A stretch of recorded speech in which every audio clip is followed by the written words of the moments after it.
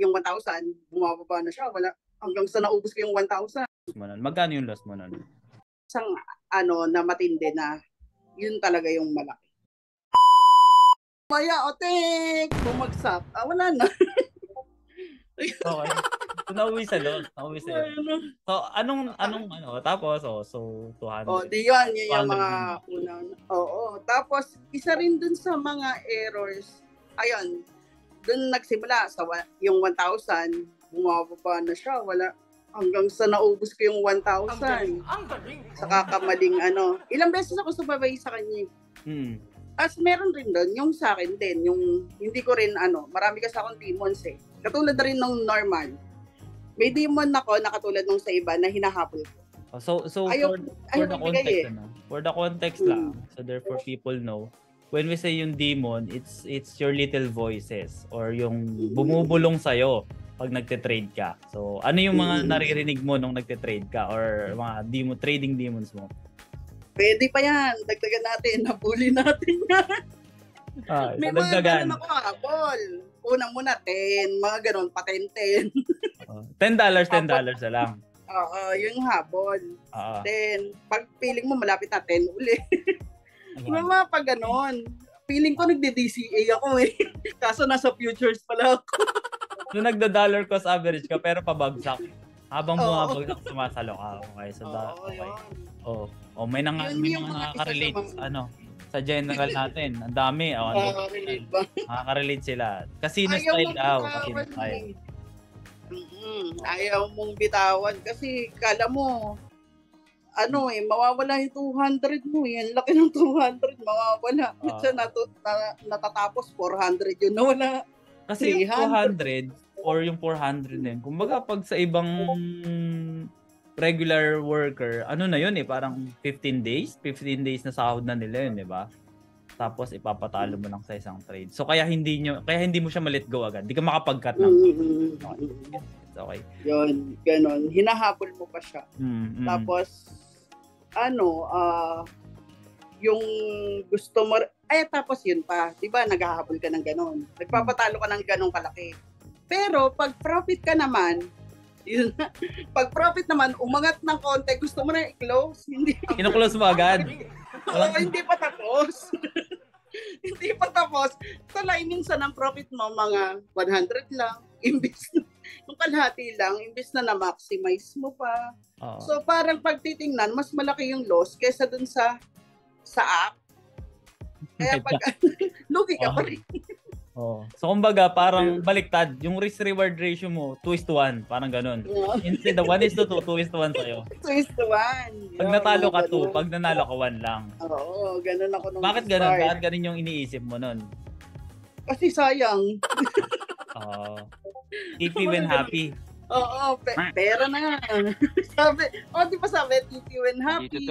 Pag okay ka na, okay na yan. Mga tipong mga tipong ganon. Okay. Yun. So naghalo-halo yung trading dito. Merong bubulong sa'yo na wag mong bitawan. Tapos, pinupo, pwede na yan. Maliit na TP, nagko-close ka na. Tapos, pagka minsan naman sobrang liit ng allocation mo, tama ba? Okay. So, tapos meron tapos coach, may time pa din na hindi rin kasi maayos yung trading system. Kasi hindi ko alam po anong susundin kong trading system. Kasi nga hindi naman na naturo kung paano yung gagawin mo talaga nung time na yon. Tapos, dahil hindi naging maayos yung kung paano ipaliwanag, ituro, or ang tendency, naghanap pa ako ng other ways para matuto. Okay. So, nag-YouTube University ako. Yan na. So, iba rin yung turo ni YouTube. Tapos, meron yung paid, parang paid signal, paid, yan? Yung mga sa chart na makikita mo, may ganun pa akong bili sa TradingView, yung parang magha-highlight. Basta ang gulo ng TradingView. Parang indicator. Okay. Oo, yung may mga kulay-kulay, ganyan-ganyan. Ang gulo-gulo, lalo na nagkagulo-gulo yung magulo kong... So, dumami indicator na ginagamit mo para naghalo-halo. Sino dito yung makaka-relate sa ganun? Sino yung maraming indicator dyan? Haya! Or hindi na kontento sa dalawang indicator lang? Mm-mm. Or isang indicator lang, gusto lahat kanila. May MACD, may RSI, may ano pa ba? Anong mga indicator nung ginagamit nyo? EMAs, may Bollinger Band. Yan, Bollinger. Oo, tapos meron pa yung mga nag-volume. Ano pa? High kinesia daw, sabi ni JJ. So, ganun yung nangyari sa'yo. As in, so, ayun na, naghahalo. Gulo-gulo na siya. Na. Lalo, instead na makakita ka ng clarity, lalong na-confuse. Tapos, tapos na-disband. May stochastic pa daw, sabi ni Sir Romy. Ayun. Tapos yun, nung na-disband, lalo ng kasi that time na disband, parang, di ba, parang gumawa ng grupo. Iba na naman yung nagturo. May nagturo ulit na, yung kung sino yung gusto magtuturo, ganyan. So, parang magulo pa rin. Wala pa rin nung time na yun, yung ko. Nung time na na-disband na yung grupo na na yun, magkano yung loss mo? Or nasa ilang percent yung loss mo nun? July, bago ako mag-start sa Cerberus, umabot nga na 600. Wow! Bago mag-start? Hindi, di ba may isang grupo pa? Nung isang grupo pa, nagte-trade ka na uli noon. Stop, tinatamad na ako. Stop ka na talaga noon. So, nung time na talagang na-disband yung dating grupo, naano ka na? Kasi negative 600% ka na. Namatay yung tita ko noon. July yun, coach. 2021. Namatay yung tita ko. Tapos, disbanded. Disbanded tayo noon. July, parang may occasion sa amin, parang yata week nung tita ko. Nung nag-meeting doon sa kabilang grupo na pipili ka. Kailangan umattend that time. Yun yung kung paano ako napasok sa service. Kailangan umattend that time kaso week ng tita ko. So parang nalaman ko lang napipili ka lang doon ng first na tuturuan mo muna. So yun, sabi ko, hindi ako naka-attend kasi nga week. So nag-message ako sa'yo. Coach, pwede ba, kasi sa lahat ng i-message ko, bukod kay Je, na nakakausap ko, ikaw lang yung nakakausap ko talaga, dun sa mga nandun. So, pag may mga tanong ako, ikaw lang lagi yung sumasagot sa akin. Kaya, nung time na yon, minessage talaga kita, Coach, kung pwede, gusto ko rin sumali, yung gano'n-gano'n. So, kaya sobrang thankful ko nung sinama mo ako dun sa pinili. Kasi akala ko that time, yung isa yung pipiliin mo. Pero tuwan-tuwa ako nung ako yung pinili mo. Kasi, kumbaga, hindi ako kasing ingay ng iba. Hindi ako maingay. Mahihain nga ako pag yung sa mga wow naman! Nahihiya ako. Hindi ako masyadong maingay sa Discord kasi nga busy rin ako lagi. So, akala ko, hindi ako mapipili. Pero nung isinama mo ako doon, sobrang tuwang-tuwa ako. July. So, yun yung negative 600. Sorry ate. Nung time na to, nung time na bago pa mapili, bago ka pa mapasok sa Cerberus, negative 600% ka na. Ano yung nararamdaman mo nung time na yon? Magkano ba yon? Magkano ba yung, sige, okay lang ba? Natin kung magkano yung loss mo nun. Magkano yung loss mo nun? 600. 1,000 kasi. Sa futures, inabot ako ng $6,000 mahigit. So, nasa 300,000? 300,000. Okay. So, negative. Tinubo ko yan. Yun.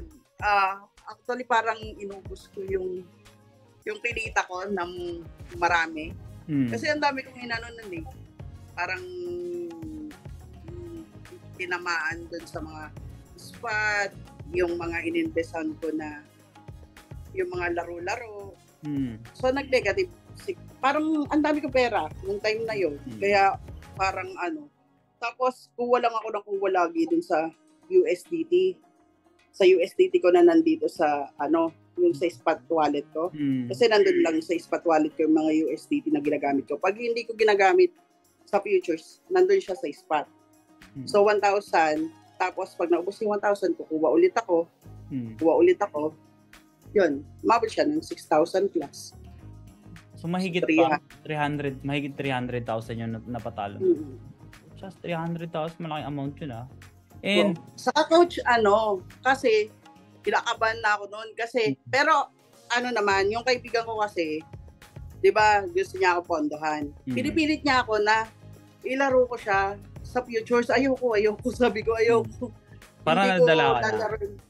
Oo, saka ayokong ilaro yung pera ng iba muna, wala pa ako napapatunayan. Kasi wala pa ako napatunayan na kaya ko na talaga. And especially down ka 300,000. Kinukulit niya ako noon. Sabi ko, ano nararamdaman mo ng time na yun?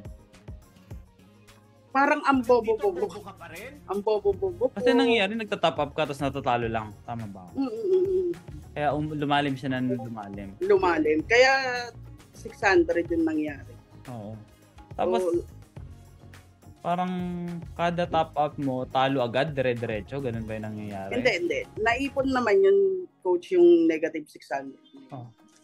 Parang yung buong basta buong pumasok ako, simula nung nag-trade ako ng after nung bootcamp, doon, 600.